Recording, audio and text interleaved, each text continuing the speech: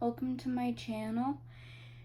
With there being 8 days left until the regular season starts and preseason is almost over, I thought that I would go over some of my thoughts and some news stuff that has come out of the preseason and how I think each team's pool is looking for the teams that I follow, and that is the Toronto Maple Leafs, the Montreal Canadiens, and the Vancouver Canucks.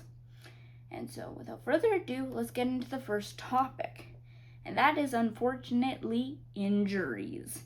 Preseason seems to be the time when a few good players get injured, and we have seen that again this year.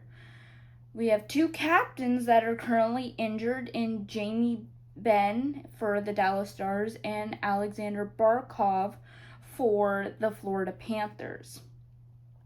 Barkov, he's going to be out 7 to 9 months, so unfortunately we won't see him this season, and he'll miss the Olympics. And I know that that's probably devastating for him. I know that that's a big blow to Finland because he's one of the best Finnish players out there. And that's also bad for Florida because now they're without Matthew Tkachuk and Alexander Barkov. So we will have to see who steps up for Florida this year, who takes over for those top roles. And with Jamie Benn in Dallas, he got a collapsed lung in a preseason game and will be out for 4 weeks, I think it was that I saw. And Barkov, he got an ACL and MCL tear, so that's why for the long recovery time. Knee injuries are probably one of the worst injuries besides a hip for a hockey player to go through. So we'll have to see with these two captains. I know that the situation in Dallas is a little bit better because it's only Jamie Benn. It's not another player, thankfully, for Dallas. So going into 3 other injuries for Montreal Canadiens, David Reinbacher, who a lot of Canadiens fans, including myself, have been wanting him to get into the NHL. We wanted that to happen last year, but then he hurt his knee. And this year in preseason, it appears to be his hand. It's the bone like right in here. I don't know how to pronounce the official name of the bone, but he has a broken hand for a general term. And he'll be out week to week. Another player with that kind of same storyline, but not making the NHL, but just staying consistent, is Niels Höglander for the Vancouver Canucks.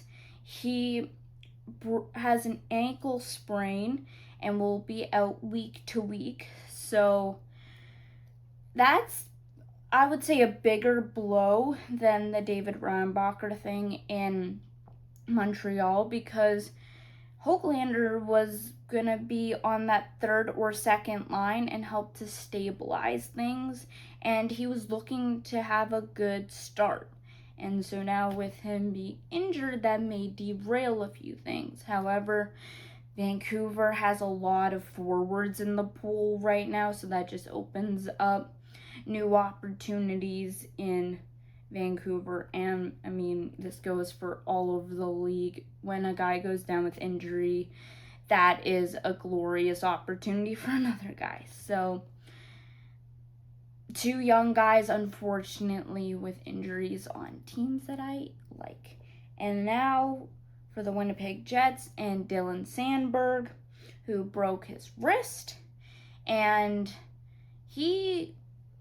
I'm not going to sit here and claim that I know everything about Winnipeg, but I know that Dylan Sandberg was good for Winnipeg and how they play. So a bit of a blow to Winnipeg, but he another week to week thing.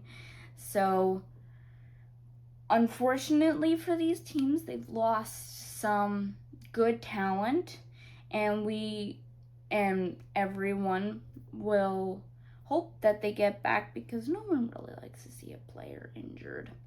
And so those are the injuries that have come out of this preseason. Now, going into one contract that has been signed, Mason McTavish has signed for $7 million a year for 6 years. And this is a relief to a lot of Anaheim Ducks fans, and a little bit sad for Ottawa fans, because he was training in Ottawa, so people are like, ooh, Ottawa Senators anyway. And a few other teams were like, let's trade for him. So Anaheim is able to lock him up long term, and McTavish is able to get back to regular programming. However, it will be interesting to see, with him missing missing almost all of training camp and almost all of preseason, how he starts off the year. So that is one thing that Anaheim Ducks fans will be on the edge of their seats waiting to see. Now, for my last little bit, we have some general thoughts, notes. And I'm going to talk about 2 players that have stand out to me on their respective teams. Braden Coots for the Vancouver Canucks. He keeps showing every day why they should not just send him back to juniors, and that they should at least give him the 9-game look. I am in the camp of we will see. I am not. It would be lovely, and I am high on Braden Coots, and I am someone who really wanted Vancouver to draft him.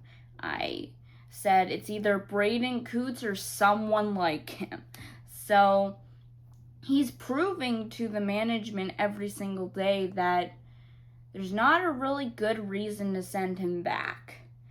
And this is kind of a little bit of a pickle for Vancouver, because you have one of 2 ways to go. You either send him back and keep the group that you have and that you plan to have going into the season so you can have a good start. Or you keep him, you get him to play the 9 games, and it's like a very low risk, but also is still a very high risk, that you risk a little bit of a better start. I'm not saying that one player determines like the whole start of a team, because hockey is a team player's game. And so those are the 2 kind of camps, and I'm finding myself kind of in the middle. I want him to make the team. However, he's a young guy. He needs reps. He needs game time. And in the perfect world, he would probably be in Abbotsford this year, but due to the CHL and NHL agreements, he can't do that. So I don't know where I am on this. It would be nice if he made the NHL. I would also not mind if he got sent to juniors, just so he could get more reps. So we'll have to see. Another player this on the Montreal Canadiens is Florian Xhekaj, who is the younger brother to Arber Xhekaj. He has made a statement in this preseason thus far. He has a goal, a few points. He also has a fight. And kind of like Braden Coots, not in like sending him back to junior because he's too old for that, but sending him to the AHL, has been showing Montreal that he is a good player for them to keep up with the main team. Montreal did make a lot of cuts the other day, and he was one of the few who were still on the team. Montreal is right now at 19 forwards, I do believe, so they will have to cut it down to at least 14. So 5 more cuts to go, and I think that he'll probably be in the AHL, but he has shown Montreal management that he will be very valuable to them. And also just the connection with Arbor Jackeye, his older brother, already being up with the big club, I think is pretty special. And seeing that preseason game where both of them were in the lineup and both of them had goals and just the whole story with their mom and everything like that, those are the kind of stories that make a lot of fans' hearts really warm. So I will keep a look on Florian Jackeye, and I hope that one day we see both Jackeye brothers lace them up for a regular season game with Montreal.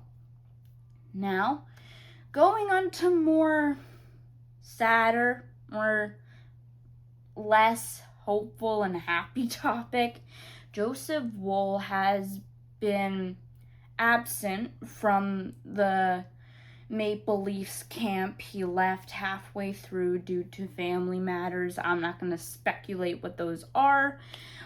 However, the Toronto Maple Leafs have kind of signaled that it may be more serious than it is, because they signed James Reimer, very old name for the Toronto Maple Leafs, to a PTO, a professional tryout.